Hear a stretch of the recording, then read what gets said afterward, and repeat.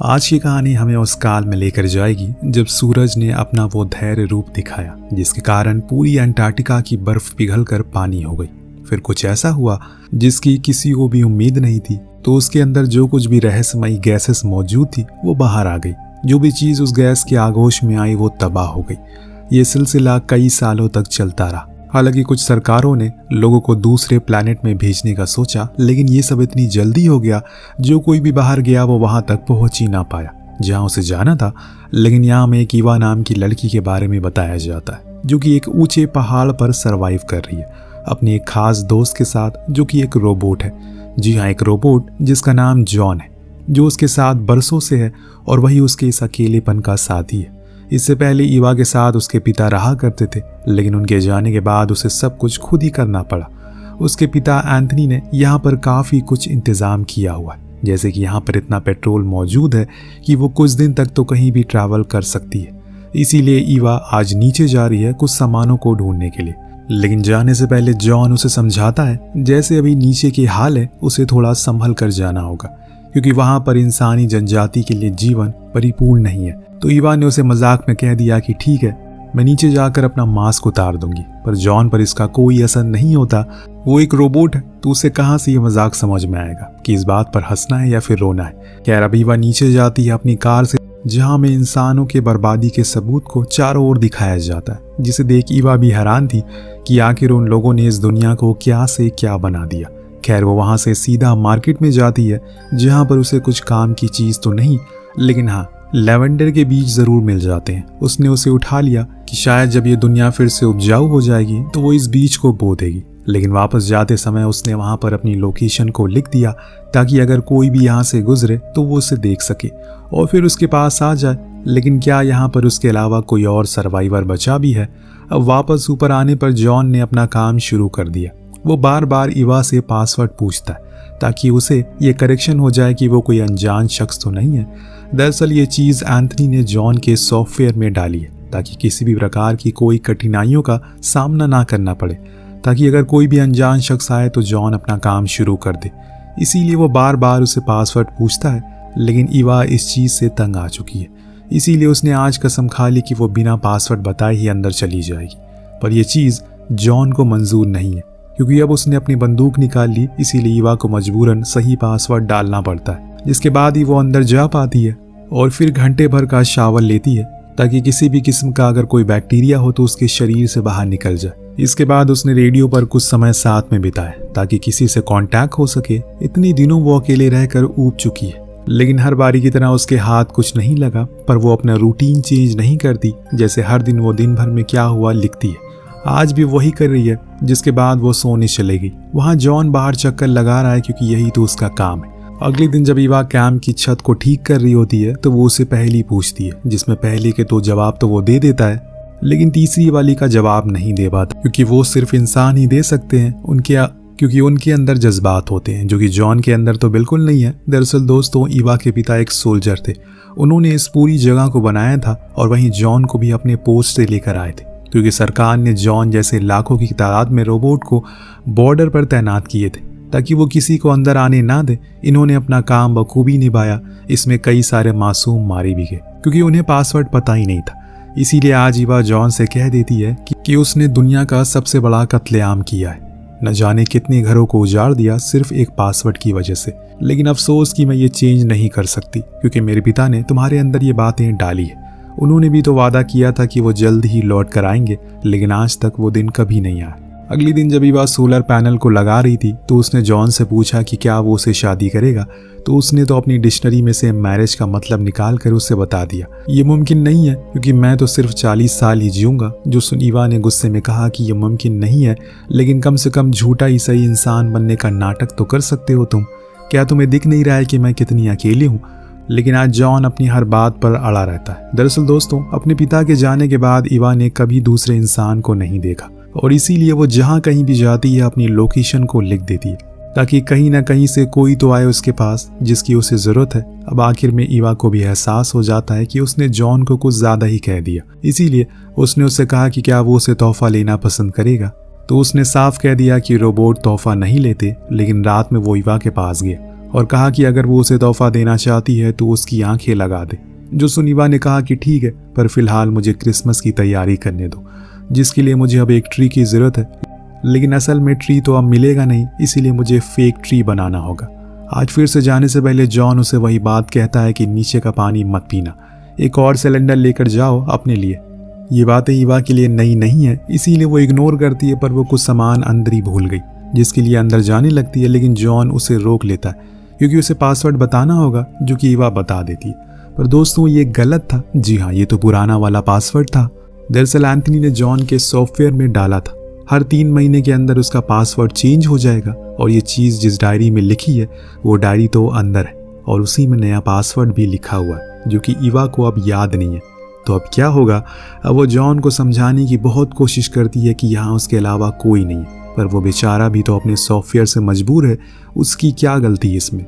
इधर ईवा बार बार उससे पासवर्ड बताती है, पर बार बार उस नए वाले को याद करने की वो कोशिश करती है, लेकिन हर बारी वो गलत होता है, जिससे तंग आकर उसने एक जगह थोड़ी देर बैठने का सोचा। उसे ख्याल आया कि अगर वो उसके पीछे से अंदर चली जाए तो बेहतर होगा।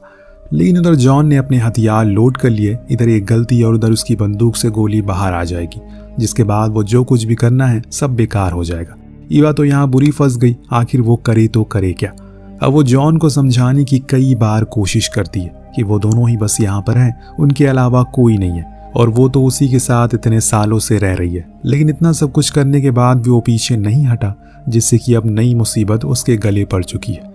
उसने वो रात तो वहीं बाहर ही काट दी, लेकिन अगले दिन उसने सोचा कि शायद वो भूल गया होगा कल वाली बात को लेकर, इसीलिए ईवा ने बहुत ही नॉर्मली बिहेव किया और कहा कि उसे कुल्हाड़ी की ज़रूरत है, जो कि अंदर रखी है, अगर वो उसे लेकर नहीं गई तो पेड़ कैसे काटेगी। जॉन ने जवाब में कहा कि अब कोई पेड़ बचा ही नहीं इस दुनिया में, तो तुम काटोगी क्या। अब यहाँ सोचने वाली बात यह है कि ये बात तो जॉन को याद है पेड़ वाली, लेकिन ये नहीं याद है कि ईवा उसके साथ पिछले 17 सालों से रह रही है। खैर, आज का दिन भी कुछ इस तरह से गुजर गया। यहाँ बीच बीच में ईवा ने कोशिश करती रही कि वो जॉन का ध्यान भटका सके, लेकिन ऐसा मुमकिन नहीं हो सका कि एक इंसान चीज़ों को भूल सकता है, लेकिन एक मशीन कभी नहीं।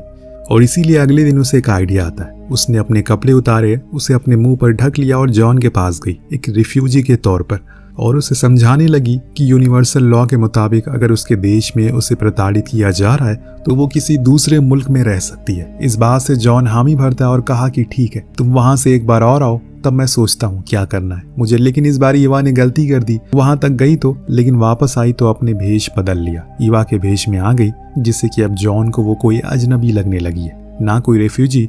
तो ईवा ने कहा कि ठीक है, अगर तुम्हें ऐसा ही लग रहा है तो एक काम करना, जब अगली बार वो रेफ्यूजी वापस आए, अगर वो पानी मांगे तो उसे वो दे देना, क्योंकि पानी देना हर किसी का फर्ज होता है, फिर चाहे वो तुम्हारा दुश्मन ही क्यों ना हो। पर जॉन तो उससे सवाल जवाब करने लगा, जिसमें उसने पूछा कि वो कौन सी रेफ्यूजी है, वो कौन सी रेफ्यूजी है, क्या वो कोई क्लाइमेट रेफ्यूजी है। तो ईवा ने बताया कि उसे प्रताड़ित किया है दूसरे धर्म के होने की वजह से, उसके परिवार को मार दिया गया है, लेकिन वो यहाँ बच कर आ गई है। जैसे तैसे करके उसने अपनी जान बचा ली। यहाँ जॉन को उसकी इस कहानी पर यकीन तो था, लेकिन वो ऐसा उसे जाने नहीं दे सकता, इसीलिए वो उसे उसके डॉक्यूमेंट मांगता है, जो कि ईवा के पास तो थे नहीं। तो उसने गुस्से में कहा कि वो जंग के बीच से खुद की जान की भीख मांगकर यहाँ तक पहुंची है। आखिर में ऐसे हालातों में उसके पास डॉक्यूमेंट कैसे हो सकते हैं।